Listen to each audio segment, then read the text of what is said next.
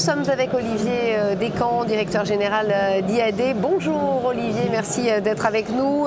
Tout le monde connaît IAD ici, mais voilà, l'occasion de ce salon pour faire un point. Comment ça va chez vous ? Ça va bien, on est heureux. On a aujourd'hui 16 000 entrepreneurs en France qui ont fait confiance et qui se sont épanouis dans le modèle IAD. On est devenu depuis 14 ans le leader en France de l'immobilier, avec plus de 62 000 transactions l'année dernière. Et donc ça va bien, le marché bouge, le marché évolue comme vous le savez. Oui, et donc nos entrepreneurs s'adaptent à ce nouveau marché qui va bouger. Le Covid a changé quelque chose pour vous? On peut imaginer logiquement que ça a été plutôt porteur pour vous? Oui, alors le Covid, il a eu deux éléments. Et il a validé la vision de nos fondateurs en 2008, de dire que je pourrais travailler de chez moi à distance, sans contrainte, en choisissant mon lieu de travail.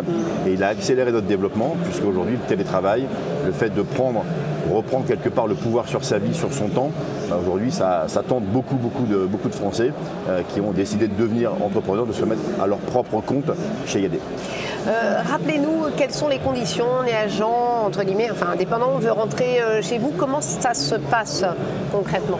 Alors chez nous, pour rentrer chez IAD, il faut être parrainé par votre parrain, votre marraine qui sera votre coach. Vous intégrez IAD, il faut évidemment obtenir une carte auprès de la CCI, puisque ce sont des agents commerciaux mandataires en immobilier, donc ils représentent IAD France. Et ensuite, il y a tout un cursus de formation d'accompagnement, formation en université en ligne, qui permet à chacun d'adapter son programme par rapport à ses envies, par rapport à ses besoins. Des formations en présentiel, c'est un peu plus de 220 centres de formation en France et 700 formateurs. Et ensuite, il y a évidemment le parrain, la marraine qui coach le conseiller pour l'amener sur le chemin de l'immobilier, de la transaction, et ensuite l'amener sur le chemin du management pour lui-même développer ses propres équipes. C'est un milieu de plus en plus concurrentiel. Il y a vraiment une augmentation du nombre de mandats d'agents immobiliers. Comment fait-on pour se distinguer justement aujourd'hui? Deux choses. On est leader, mais nous n'avons que 6% de part de marché. Parce que le marché est atomisé en France, donc on a encore sur 100 biens, 94 qui ne sont pas vendus par IAD. Donc la concurrence est forte, mais le développement peut encore être très fort. Ce qui est très important dans cette distinction qu'il faut avoir pour être distinguant, c'est évidemment d'être attaché à une marque forte comme la nôtre et de pouvoir avoir, si je prends cet anglicisme, un personal branding, c'est-à-dire moi en tant que conseiller, qui je suis, qu'est-ce que je fais, quelles sont mes différenciations.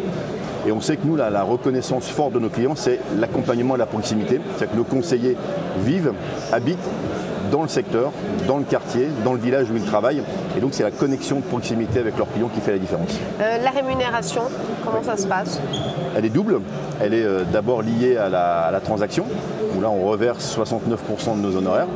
Mais elle est infinie par le management, puisque nous reversons 12,2% du chiffre d'affaires de l'équipe, de l'organisation de chaque manager. Et donc la rémunération peut s'envoler à plusieurs centaines de milliers d'euros pour ceux qui développent leur propre équipe et qui deviennent des chefs d'entreprise au sein de l'entreprise IAD. Il y a eu donc le Covid, on vient d'en parler. Il y a un contexte évidemment fébrile. Comment vous sentez l'avenir ?